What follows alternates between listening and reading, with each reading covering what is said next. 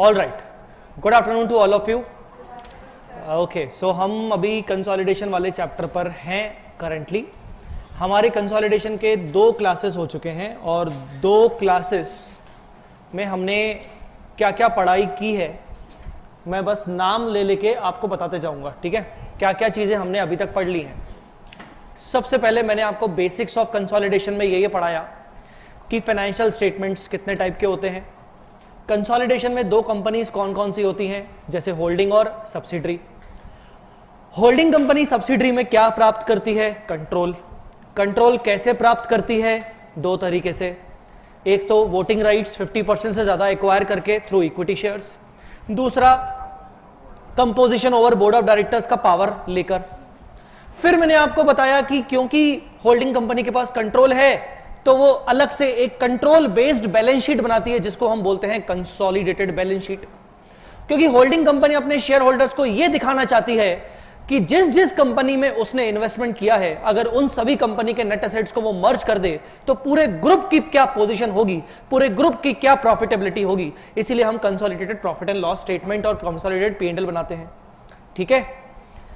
उसके बाद हमने ये पढ़ा कि कंसोलिडेटेड प्रॉफिट एंड लॉस नहीं सॉरी कंसोलिडेटेड बैलेंस शीट बनाने के लिए हमें कौन कौन सी चीजें चाहिए रहती हैं। तो मैंने आपको बताया कि हमें डेट ऑफ एक्विजिशन बहुत इंपॉर्टेंट होता है भाई, मतलब इतना इंपॉर्टेंट कि डेट ऑफ एक्विजिशन के बिना क्वेश्चन सॉल्व ही नहीं हो सकता, क्योंकि डेट ऑफ एक्विजिशन वाले दिन हम क्या निकालते हैं? हम निकालते हैं उस दिन गुडविल और कैपिटल रिजर्व।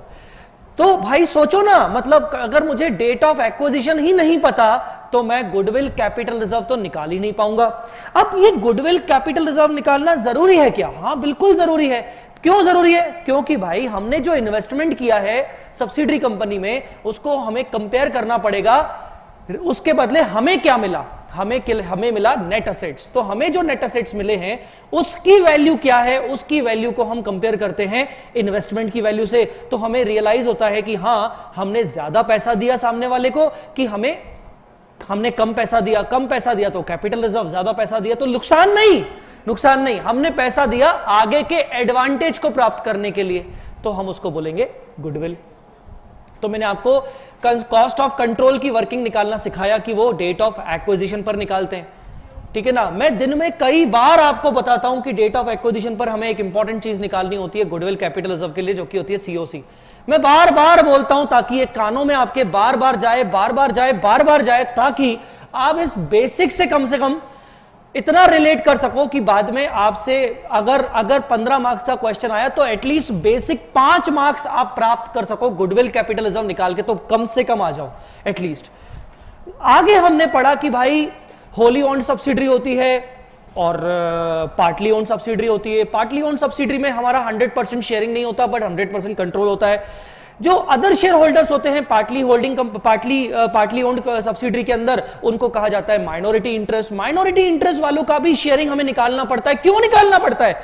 क्योंकि हम जो असेट्स और लायबिलिटीज को अपने साथ मर्ज कर रहे हैं वो 100% मर्ज कर रहे हैं, जबकि हमारा शेयरिंग उसमें 80% है। तो हम बाकी का जो 20% एक्स्ट्रा दिखा रहे हैं वो एक्स्ट्रा हम माइनॉरिटी से कॉम्पेंसेट करके दिखाते हैं कि भाई ये एक्स्ट्रा हम दिखा तो रहे हैं पर इसके अगेंस्ट हमने एक लायबिलिटी भी बनाई है माइनॉरिटी इंटरेस्ट के नाम से, कि कल को अगर मैं उस कंपनी को बेच दिया तो 100% मुझे मिलेगा तो सही, पर 20 रुपए मैं सामने वाले को भी पे करूंगा। तो इसीलिए मैं minority interest as a liability side दिखाता हूं। माइनॉरिटी इंटरेस्ट निकालने का तरीका होता है, कुछ आप भी बोलेंगे तो मजा आएगा। माइनॉरिटी इंटरेस्ट निकालने का तरीका होता है, नहीं ये डिटेल तरीका बता रहे हो, मैं शॉर्ट में पूछ रहा हूं माइनॉरिटी इंटरेस्ट कैसे निकालते हैं। नहीं आप डिटेल में बता रहे हो, मैं आपको शॉर्ट में पूछ रहा हूं। एक लाइन थी प्रोपोर्शनेट नेट एसेट मेथड, सीधा नेट एसेट के प्रोपोर्शन में हम निकालते हैं। मैं सिंपल सी बात पूछ रहा हूं, आप मुझे डिटेल में बता रहे हो। तो प्रोपोर्शन में, नेट एसेट्स के प्रोपोर्शन में हम निकालते हैं। आई बात समझ में कि नहीं? अच्छा, अब माइनॉरिटी इंटरेस्ट भी निकल गया। फिर मैंने आपको सिखाया था कि भाई डेट ऑफ एक्विजिशन पर आपको जब COC निकालना होता है तो आप इन्वेस्टमेंट को कंपेयर करते हो। ये इन्वेस्टमेंट है, इन्वेस्टमेंट को कंपेयर करते हो नेट एसेट से, और नेट एसेट निकालने का तरीका हम असेट माइनस लायबिलिटी नहीं करते,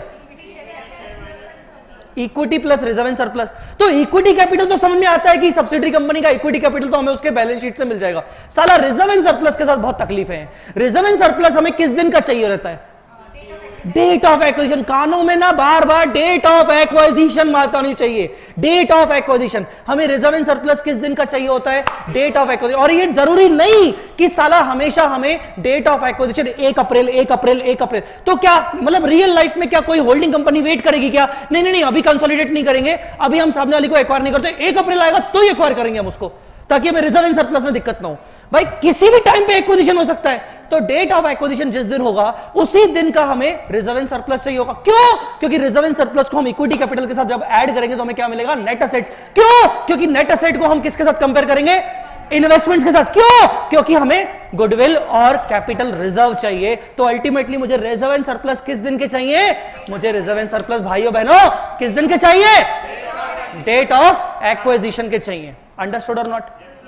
अब reserve and surplus date of acquisition के अगर मुझे चाहिए और मेरी डेट ऑफ एक्विजिशन आड़ी तिरछी है, आड़ी तिरछी मतलब 1 अप्रैल नहीं है, 31 मार्च नहीं है, कोई ऊपर नीचे वाली डेट है, तो उस दिन का रिजर्व एंड सरप्लस निकालने के लिए मुझे एक वर्किंग नोट बनाना पड़ता है। सबसे पहला working note, analysis of profit of subsidiary. Subsidiary के प्रॉफिट को एनालाइज करना पड़ता है मुझे कि भैया ओपनिंग में क्या था, भैया क्लोजिंग में क्या था, ड्यूरिंग द ईयर प्रॉफिट क्या था। तो ड्यूरिंग द ईयर जो प्रॉफिट था उसका बंटवारा कर लो, उसके हिसाब से उसको बांट बांट के उस डेट तक प्रॉफिट लेके आयो जो डेट हमारी एक्विजिशन डेट है। और वो प्रॉफिट को बांटने के लिए हम एक बेसिक अजम्पशन लेते हैं। कल की क्लास में डिस्कस हुआ था, हम एक बेसिक अजम्पशन लेते हैं क्या? कि profit is evenly earned through out the year. मतलब हम ये मान लेते हैं कि जो भी प्रॉफिट साल भर में कमाया गया है वो प्रॉफिट पूरे साल भर में हर महीने सेम कमाया गया है। पर यहां पर थी एक तकलीफ।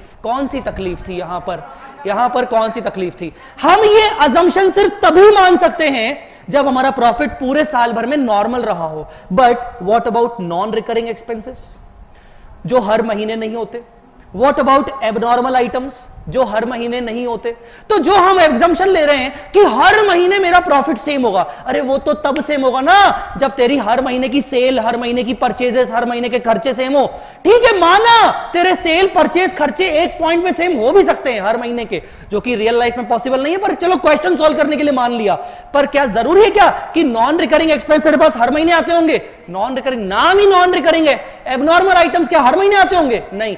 तो ये बेसिकली यहां पर हमने ये कल समझा था कि जब हम पूरे प्रॉफिट को बांटते हैं अलग अलग मंथ वाइज, तो बांटने से पहले हमें उसमें से कौन सी चीज को दूर फेंक के निकालना पड़ता है?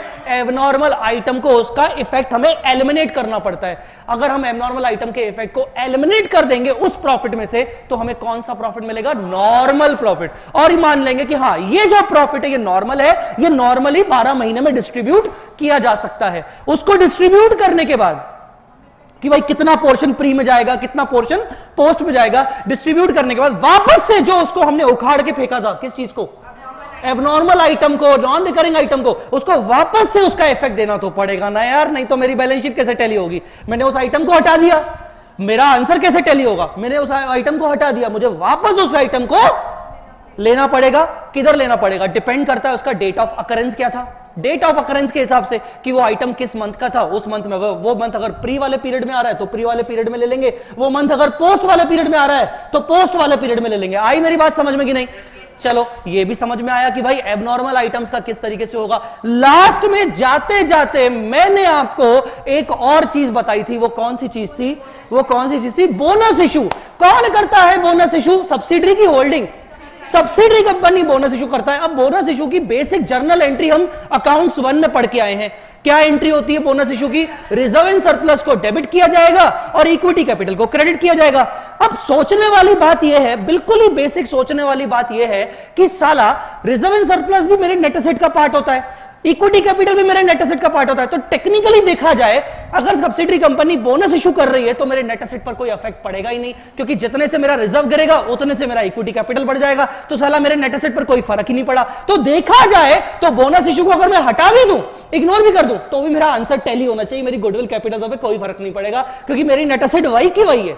बट मुझे अल्टीमेट इफेक्ट तो उसका देना पड़ेगा। तो उसका इफेक्ट देने के लिए पहले मुझे यह समझना पड़ेगा कि सब्सिडरी कंपनी ने वो जो बोनस की एंट्री होती है, reserve and surplus account debit to equity capital, वो एंट्री पास की है कि एंट्री पास नहीं की है। अगर उसने एंट्री पास की है, अच्छा एक बात और, इससे पहले एक बात और, सेबी कहता है, सेबी क्या कहता है, ये एक मैंडेटरी रिक्वायरमेंट है सेबी की। सेबी क्या कहता है कि अगर कोई कंपनी बोनस इशू करती है, अपने रिजर्व्स को गिराती है, तो वो अपने करंट ईयर के रिजर्व्स को नहीं गिरा सकती। अगर उसके पास पुराने सालों के सफिशिएंट रिजर्व्स पड़े हैं, तो वो अपने करंट ईयर के रिजर्व्स में से बोनस नहीं देगी, वो पुराने रिजर्व्स में से देगी।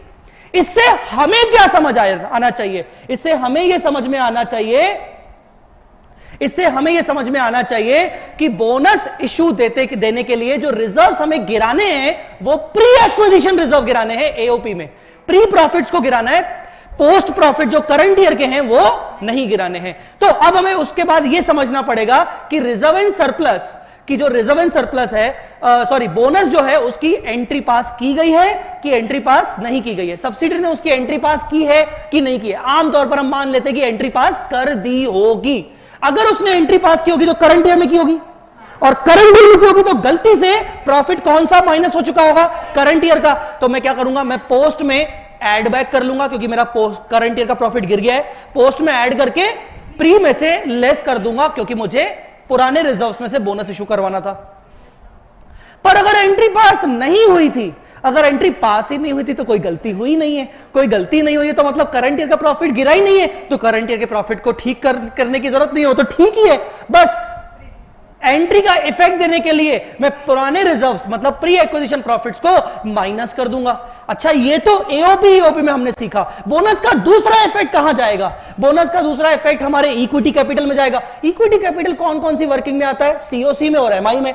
जब हम सीओसी में इक्विटी कैपिटल लेंगे तो हमेशा विथ बोनस लेंगे, जब हम एमआई में कैपिटल लेंगे तो विथ बोनस लेंगे। अच्छा, एक और बात, बोनस के चक्कर में होल्डिंग कंपनी की परसेंटेज ऑफ होल्डिंग निकालने में हम गलती कर सकते हैं। तो हमें बस ये याद रखना है कि न्यूमरेटर और डिनोमिनेटर ईदर विथ बोनस होना चाहिए या विदाउट बोनस होना चाहिए। समझ में आया कि नहीं,